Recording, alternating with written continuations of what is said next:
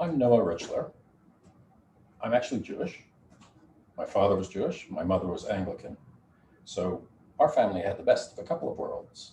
But really, I like to think of Christmas as a festival of the return of the light. Our days have been long, and especially so this year, which has been so odd.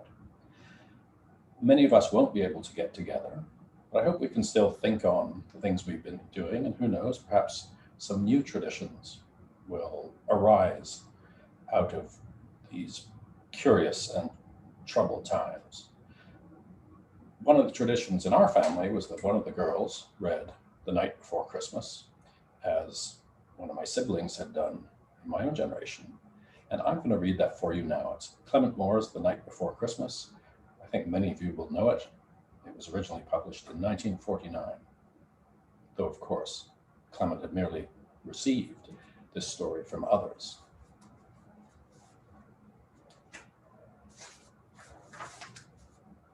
The Night Before Christmas. 'Twas the night before Christmas, when all through the house not a creature was stirring, not even a mouse. The stockings were hung by the chimney with care, in hopes that St. Nicholas soon would be there. The children were nestled all snug in their beds, while visions of sugar plums danced in their heads.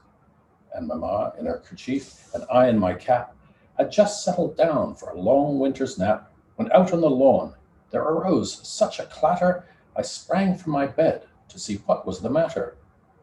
Away to the window I flew like a flash, tore open the shutters, and threw up the sash.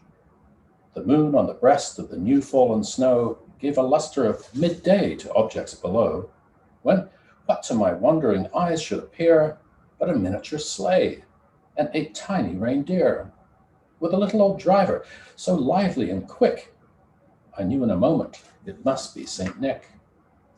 More rapid than eagles his coursers they came, and he whistled and shouted and called them by name.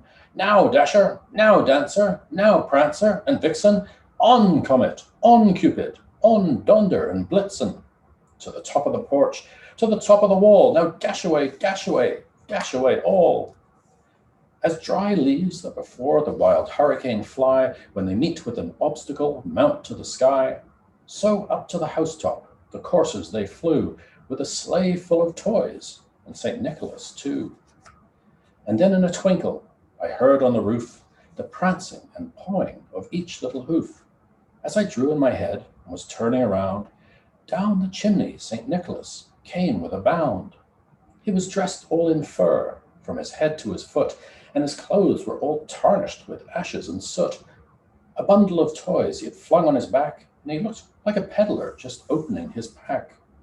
His eyes, how they twinkled, his dimples, how merry.